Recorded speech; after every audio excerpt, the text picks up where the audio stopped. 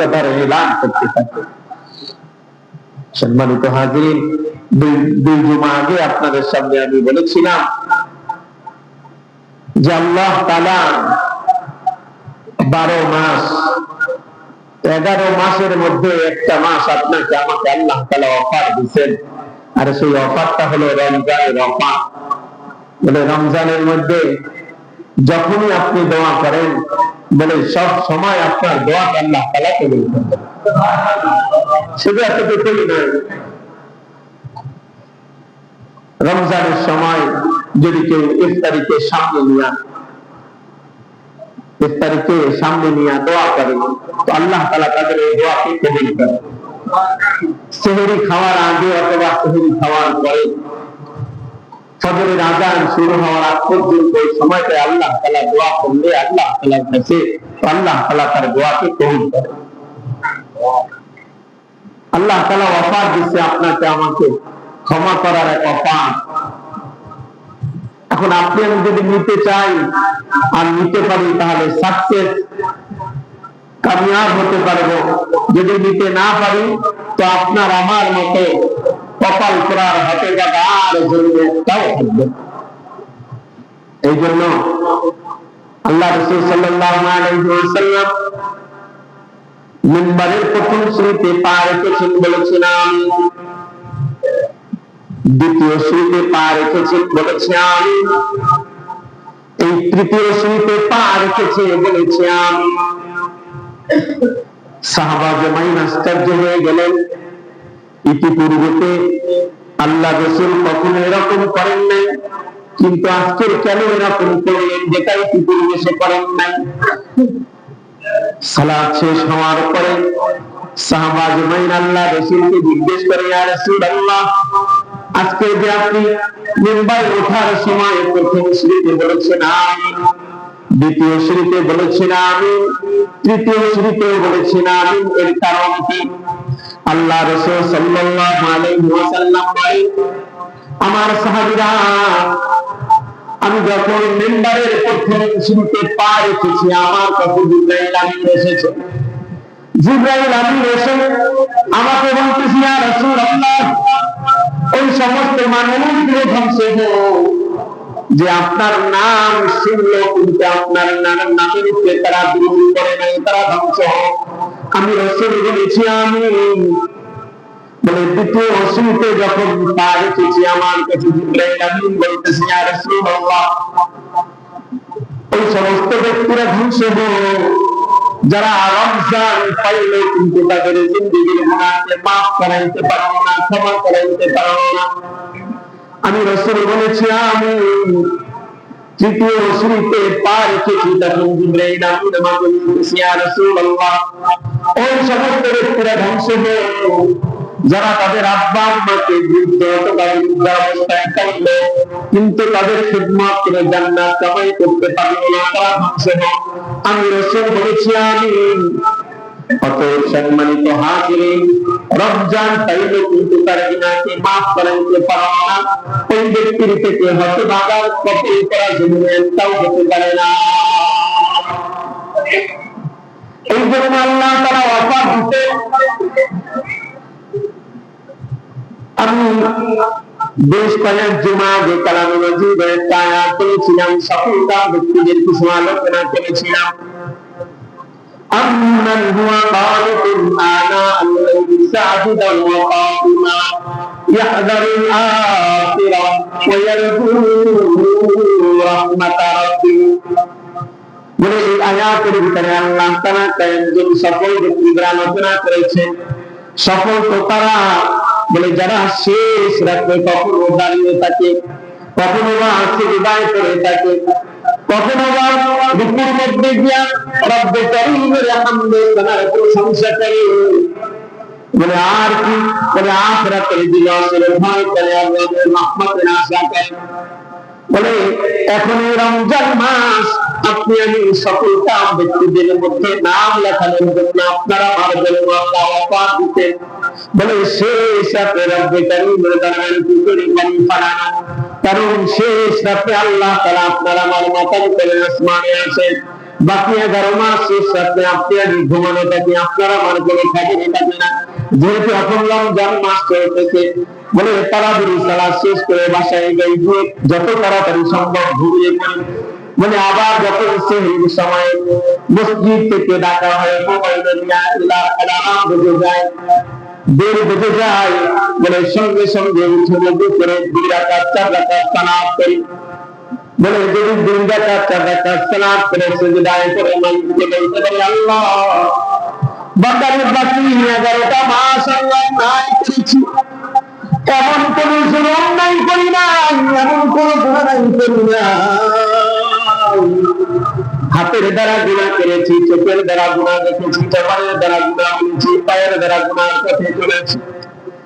সম্মানিত হাজিরিন, এখনো কেন আপনি আমি বিমুখ হয়ে আছি আখিরাতের দিনের ব্যাপারে, যেখানে আল্লাহ তাআলা বলতেছেন ইকতারাবান্না হিসাবুহুম ওয়াহুম ফি গাফলাতিন মুরিদুন। মানুষের হিসাব নিকাশের দিন অতি সন্নিকটে, কিন্তু মানুষ তারপরে এইটা থেকে বিমুখ হয়ে আছে, ফিরে আছে। সম্মানিত হাজিরিন, যে কথা বলতেছিলাম, এই জন্য রমজান চাইলাম কিন্তু নিজের জিন্দেগির গুনাহকে ক্ষমা করে দিতে পারলাম না। আপনার আমার মতো হতভাগার কথায় রাস্তাও মানুষের জমিনে আর হতে পারে না। এই জন্য রব্বে কারীমের দরবারে ইফতারির সময় দোয়া করা, রব্বে কারীমের দরবারে সেহরির সময় দোয়া করা, ইফতারিতে সামনে দোয়া করা। হাদিস শরীফের মধ্যে পাওয়া যায়, বলে দেখি আল্লাহ তাআলা ইফতারিতে সামনে নিয়ে যখন বান্দা দোয়া করে, বলে রব্বে কারীমের দরবারে গেল জুমাতে হয়তো আলোচনা করেছিলাম, জমিনের ভিতরে 2 ধরনের ফেরেশতা আছে যারা জমিনের মধ্যে ডিউটি পালন করে। একদল ফেরেশতা ফজরের আযান যখন হয় তখন জমিনে আসে, আবার মাগরিবের আযানের সময় ওই ফেরেশতা আসমানে চলে যায়, আবার আসমান থেকে মাগরিবের আযানের সময় একদল ফেরেশতা আসে যারা সবে সাদেক পর্যন্ত ডিউটি করে দুনিয়ার মধ্যে। এই 2 ধরনের ফেরেশতা বলে যখন মাগরিবের আযান হয় ফেরেশতারা আসমানে চলে যায়, আল্লাহ তাআলা জিজ্ঞেস করে, ওরে ফেরেশতারা তোমরা কোথা থেকে আসলা? মানে আল্লাহ জমিন থেকে আসলাম। মানে জমিন থেকে আসার সময় আমার বান্দাদেরকে কোন অবস্থায় রেখে আসছো? আল্লাহ আপনার বান্দাদেরকে তাদের হালাতে রেখে আসছি, তারা উত্তরকে সামনে নিয়ে বসে আছে। আল্লাহ ইফতারকে সামনে নিয়ে তারা অপেক্ষা করতেছে কখন আযান হবে আর ইফতার শুরু করবে। রব্বে কারীম জিজ্ঞেস করে, ফেরেশতারা আমার বান্দারা কেন খায় না?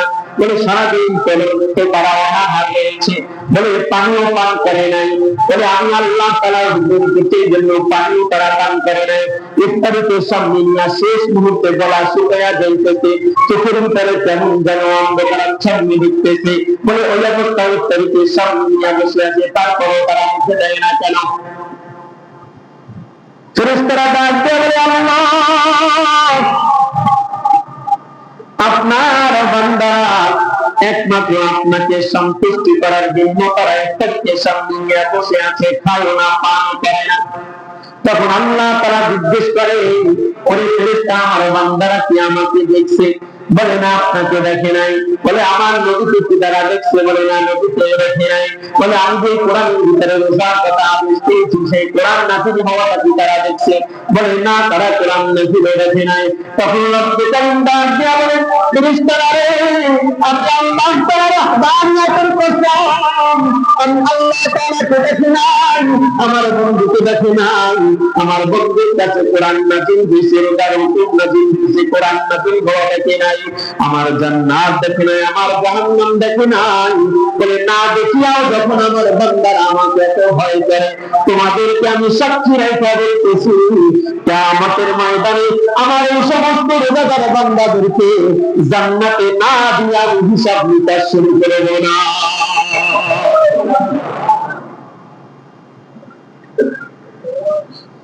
এই জন্য ক্ষমা পাওয়ার মাস অফারের মাস, বাকি 11 মাস গুনাহকে ক্ষমা করার এক অফার আল্লাহ তাআলা এই মাসে দিয়েছেন। মানে এই জন্য অফার গ্রহণ করতে রাজি আছি তো? এই রাজি আছেন তো?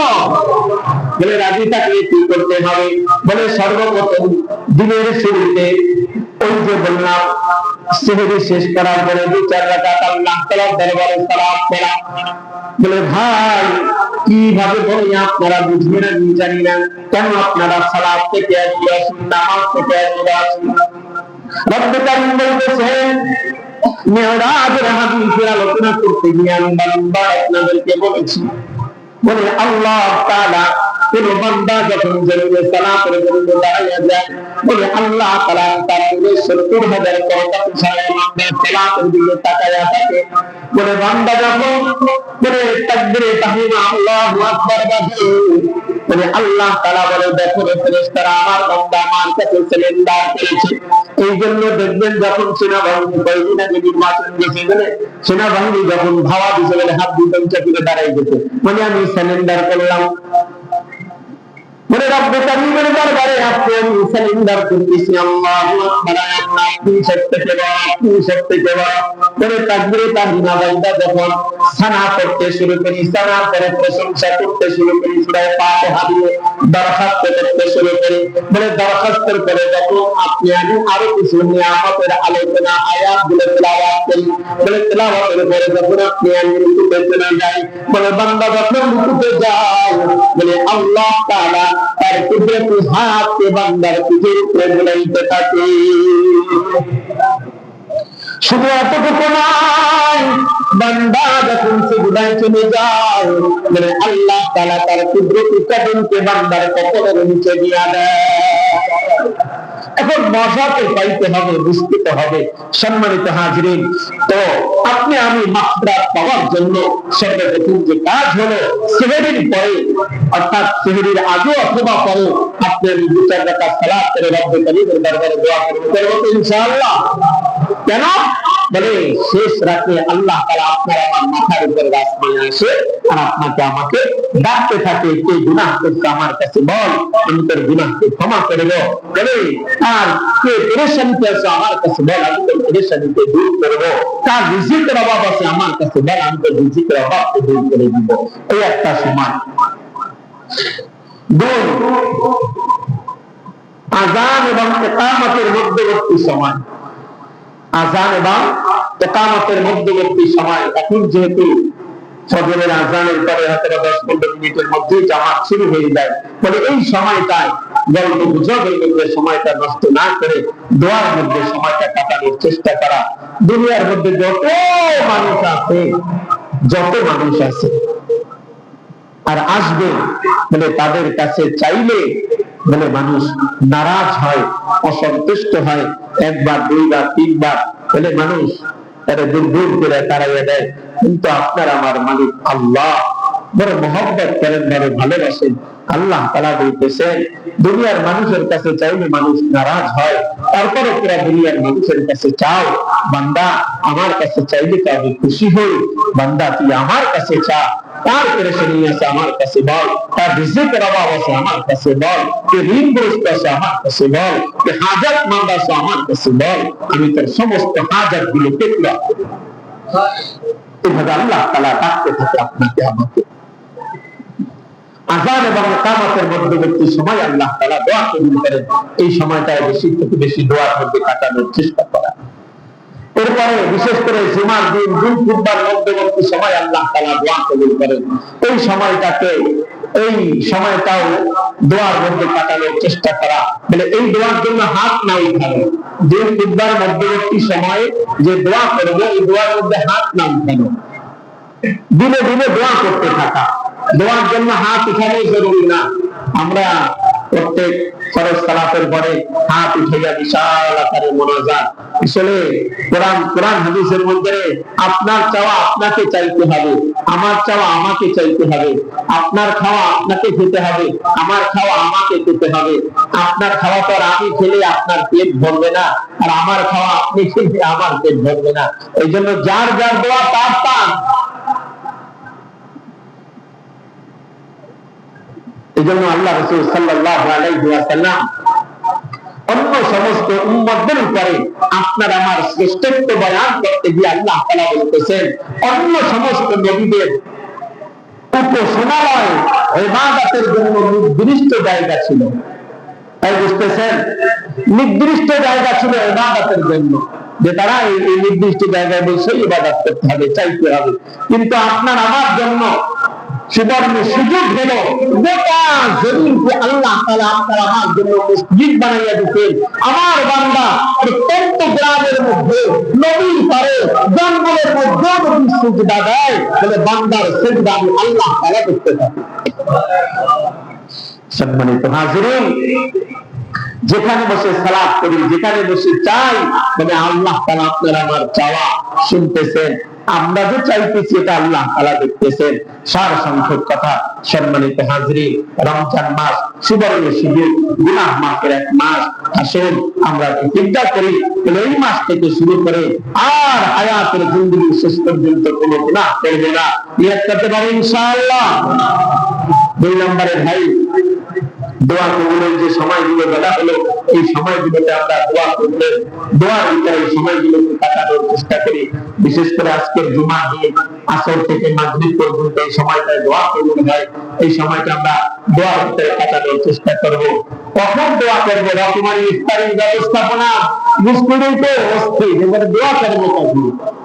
ভাই, ইফতারি নিয়ে তো আপনার আমার জন্য অপেক্ষা করতেছে। একটা বার নজর করে দেখেন ফিলিস্তিন মুসলমানদের অবস্থা, আরাকান কাশ্মীরের মুসলমানদের অবস্থা, গাজার মুসলমানদের অবস্থা, একটা বার চিন্তা করে দেখেন। সম্মানিত হাজিরিন, আপনার আমার দিন তো গুনাহ করতে করতে পাথর হয়ে গেছে। মানে এখন ইচ্ছা করলেও চোখ থেকে, মানে বক মারলেও চোখ থেকে পানি আসে না। কারণ দিলের মধ্যে তো দুনিয়ার মায়া মহব্বত আর ভালোবাসা এমন ভাবে গ্রাস করে নিয়েছে, মানে দিলের মধ্যে তার মায়া মহব্বত নাই। দুনিয়ার জন্য আছে, আখিরাতের জন্য নাই। সম্মানিত হাজিরিন, এখনো সুযোগ আছে। আসুন আপনি আমি আপনার আমার দিলের চলার পথকে, আপনার আমার চলার পথ সিরাতাল মুস্তাকিমের দিকে ঘুরিয়ে দেই, আখিরাতের দিকে ঘুরিয়ে দেই। দুনিয়ার সামান্য এক জিন্দেগি, যে কোনো মুহূর্তে মালাকুল মউত এসে মানে এই ধোঁকার জিন্দেগি থেকে আপনাকে আমাকে স্থায়ী জিন্দেগি কবরের দিকে নিয়ে যাবে। যাওয়ার আগে সকলেই প্রস্তুতি গ্রহণ করে যেতে পারি, ঈমান আর আমলকে গুছিয়ে রব্বে কারীমকে রাজি আর খুশি করে যেতে পারি। আল্লাহ আমাদেরকে তৌফিক নসিব করে দেয়। সম্মানিত হাজিরিন, আপনারা সকলেই কম বেশি অবগত আছেন, প্রত্যেক বছরের ন্যায় এবছরে আমাদের এই মসজিদে খাতমে তারাবি হচ্ছে, বলে আলহামদুলিল্লাহ। এবং 2 জন হাফেজ ওনারা খাতমে তারাবি পড়ান। এরপরে প্রত্যেক বছরের ন্যায় এবছরেও হাফেজদের খানার জন্য আমাদের সেক্রেটারি সাহেব যারা জমাতে বলেছেন, ওভাবে খানার ব্যবস্থা হচ্ছে। বাকি আর 4-5 দিন মনে হয় খালি আছে হাফেজদের খানা। যদি কেউ আপনারা হাফেজ সাহেবানদেরকে খানা খাওয়াইতে চান, মেহমানদারি করাইতে চান, আমাদের মজুর সাহেবের কাছে খাতার লিস্ট আছে, ওখানে লিখিয়ে যাবেন ইনশাআল্লাহ। 3 নাম্বার হলো, আমাদের এখানে দৈনিক 100 মানুষের ইফতারি হয়। ইফতারির জন্য গেলবারে প্রায় 1,35,000 টাকার মতো সামথিং খরচ হয়েছে। এখন এবছরে আপনাদের পক্ষ থেকে যে পরিমাণ আর্থিক সহযোগিতা আসতেছে, এতে আমরা খুব মানে আমাদের কর্তৃপক্ষ খুব পেরেশান আছে। এখন আগে বুঝতে হবে তো, আমাদের এখানে যারা আমরা উপস্থিত আছি, আমাদের আব্বা আম্মা একজন নেই, এরকম কয়জন আছি? বুঝলেন নাই মনে হয়, বাংলায় বলছি। আব্বা আম্মা একজন নাই, কয়জন আছে? হাত দেখান, উঁচা করেন, উঁচা করেন। মাশাআল্লাহ। আর আব্বা আছে আম্মা নাই, আম্মা আছে আব্বা নাই, এরকম? মাশাআল্লাহ, মাশাআল্লাহ।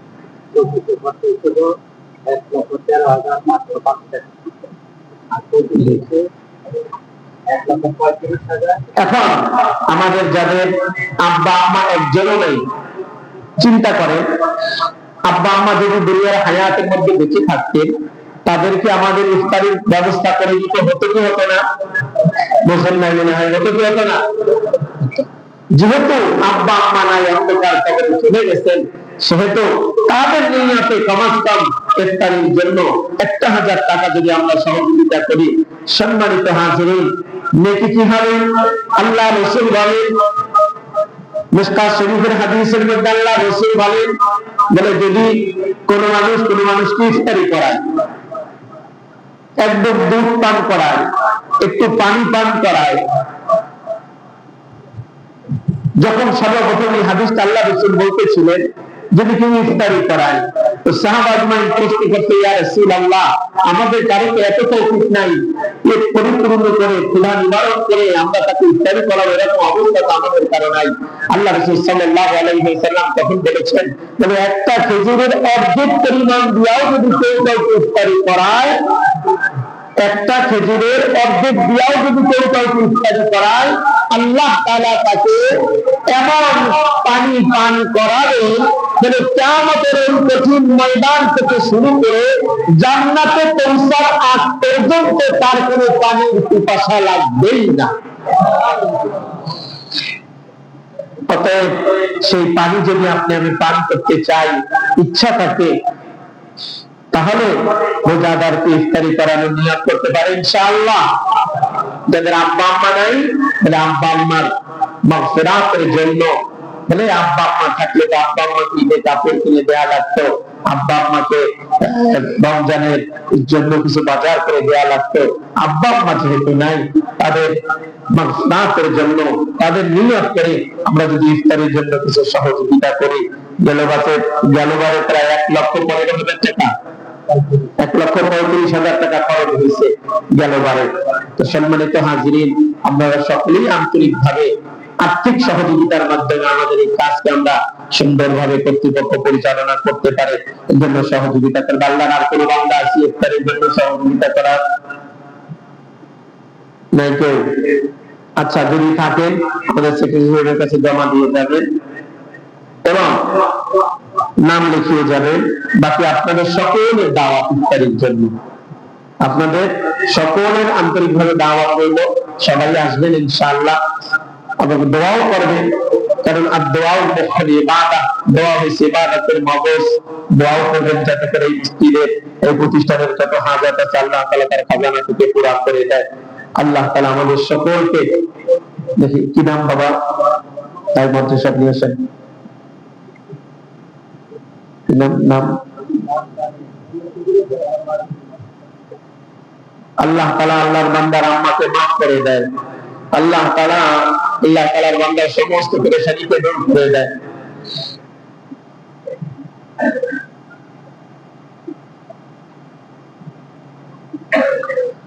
আল্লাহ